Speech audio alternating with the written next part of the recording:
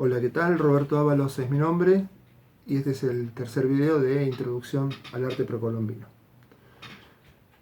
Cuando el tema que nos ocupa es el análisis de la producción plástica de nuestros pueblos originarios, el desafío más importante es el de cómo pasar de la descripción a la interpretación de estas piezas. Es decir, cómo podemos nosotros, a partir de nuestra vinculación con la realidad, de nuestra manera de entender el mundo, cómo podemos interpretar de manera válida y autorizada lo producido por un pueblo que se relacionaba de una manera muy distinta a la nuestra con el entorno. Bueno, la manera propuesta para salvar esta dificultad es analizar las características principales de ambas culturas y encontrar aquellos mecanismos que sean comunes a ambas culturas. Y utilizar esa manera de interpretar la realidad común a ambas para poder hacer una lectura correcta del significado de las piezas que trabajaba. Vamos a empezar entonces analizando e identificando nuestra propia manera de ver la realidad. Y cuando digo nuestra, me estoy refiriendo a un nosotros que tiene que ver con quienes vivimos hoy y habitamos este continente, América. Es decir, cómo vivimos nosotros, los americanos, hoy, bajo qué paradigmas. Y sin duda, esos paradigmas tienen que ver fundamentalmente con el pensamiento occidental, europeo. Se llega a esa conclusión fácilmente si pensamos en cuál es el lenguaje que utilizamos para comunicarnos, la ropa que utilizamos, los muebles, los espacios que habitamos, cuáles son nuestros ideales personales, individuales y sociales. Todo está basado en ideas que tienen su origen en Europa. Sin embargo, no somos europeos, somos americanos. Y eso hace que si pensamos en nuestra identidad como un espacio comprendido entre dos horizontales, y por otro lado representamos el componente occidental europeo con una columna como esta, vamos a ver que si bien casi toda nuestra identidad tiene que ver con estos paradigmas, especialmente quienes habitamos los centros urbanos, sucede esto,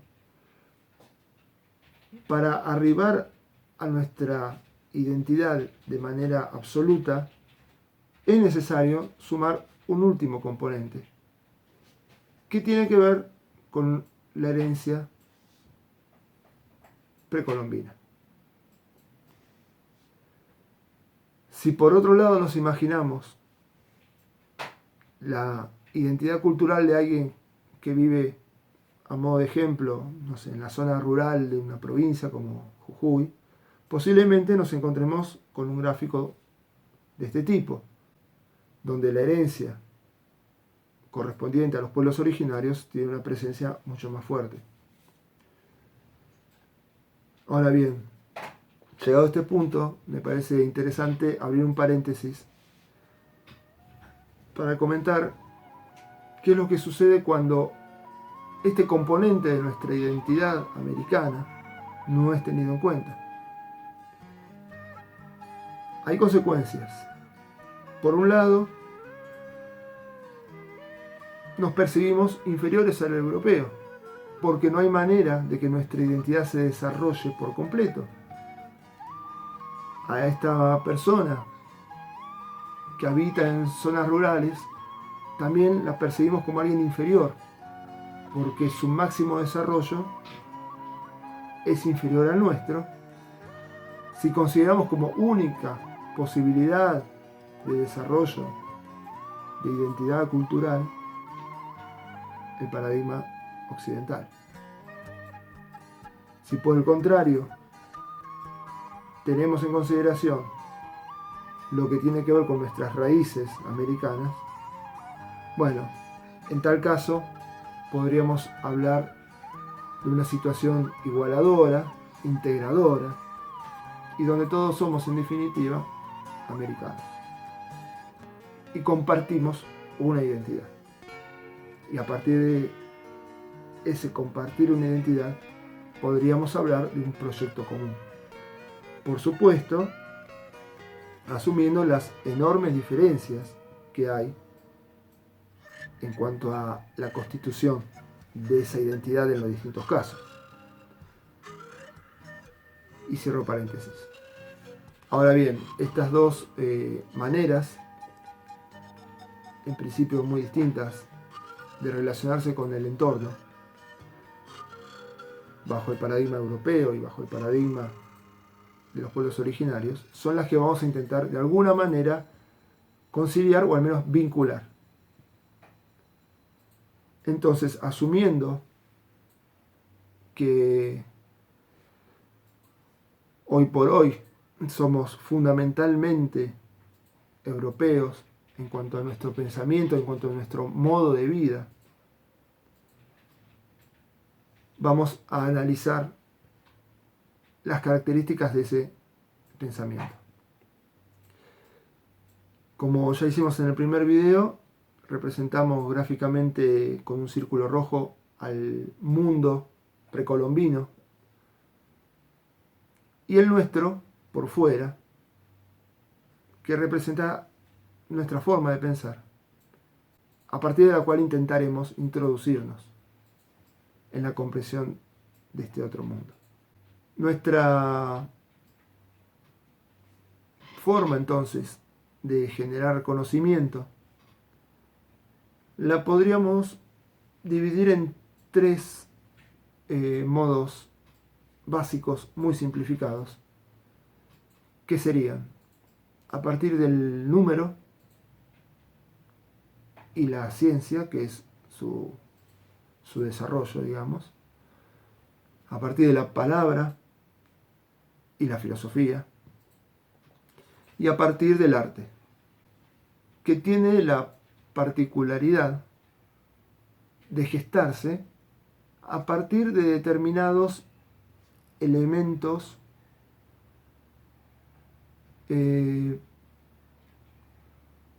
diríamos sin significado.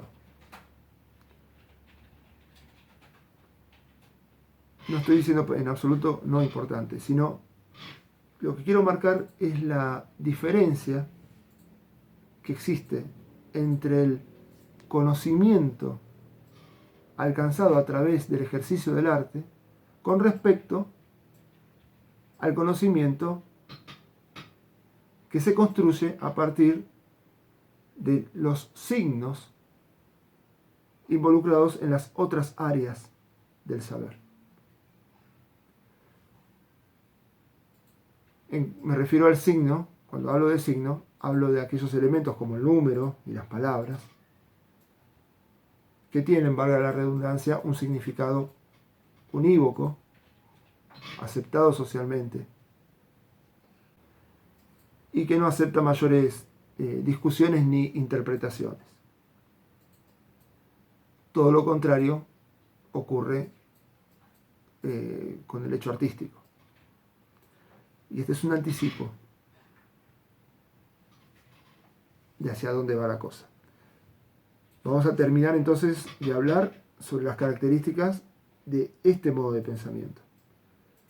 Bueno, no quiero dejar de mencionar a la religión, que sería algo así como la palabra revelada, pero también tiene otras características y connotaciones más complejas, pero que, bueno, no vamos a analizarlo ahora, pero al menos quería mencionarlo. Ahora bien, otra característica importante de nuestro pensamiento occidental, europeo, es que si analizamos estas formas desplegadas de manera horizontal, ciencia, filosofía y arte, nos vamos a encontrar con especializaciones. Es decir, dentro de lo que es la ciencia, a modo de ejemplo también y muy simplificando muchísimo, tenemos por ejemplo matemática y física. Y dentro de las matemáticas el álgebra y el análisis matemático. Y dentro del análisis matemático de los números reales y los imaginarios. Y así podemos encontrar infinitas especializaciones. Y así como las hay en el terreno de la ciencia, también las hay en los otros terrenos del conocimiento occidental. Es como si, con el tiempo, partiendo de la realidad, caváramos pozos cada vez más profundos y estrechos que nos permiten llegar a conocimientos muy valiosos. Por supuesto que se desprenden de la realidad, pero al mismo tiempo se alejan y que también generan cierto aislamiento de otras especialidades, de otras áreas, que termina como en una especie de falta de comunicación. Es bastante extendida la idea de que, por ejemplo, el arte y la ciencia poco tienen que ver entre sí. Sin embargo, todo parte de la misma realidad. Y yo creo también que es tiempo quizás de un pensamiento más holístico, en el que correspondería extraer esas gemas halladas en las profundidades, traerlas a las superficies y vincularlas. Y creo que bueno, sería un ejercicio más que interesante, que nos permitiría arribar a nuevas conclusiones. Esta característica se opone claramente a la forma en la que pensaban, se relacionaban con el entorno, aprendían la complejidad que los rodeaba, nuestros pueblos originarios. En ellos, más allá de que existieran distintas funciones sociales, la forma de entender la realidad era a través de un mecanismo que no era solamente pensamiento, sino que al mismo tiempo era acción, y que atravesaba todas estas disciplinas nuestras. Estoy hablando de la magia, que era la actividad mental y física fundamental, yo diría única, a través de la cual estos pueblos se vinculaban con el entorno y alcanzaban el conocimiento y resolvían cómo actuar con el mismo. Bien,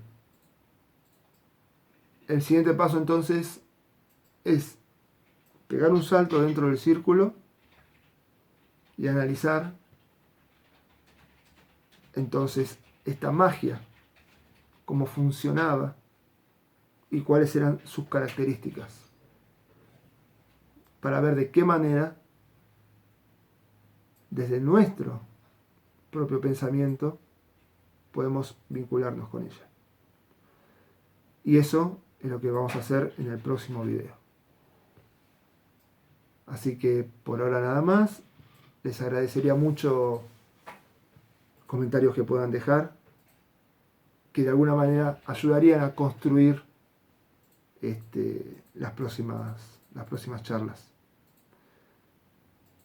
Nada más por ahora. Muchas gracias.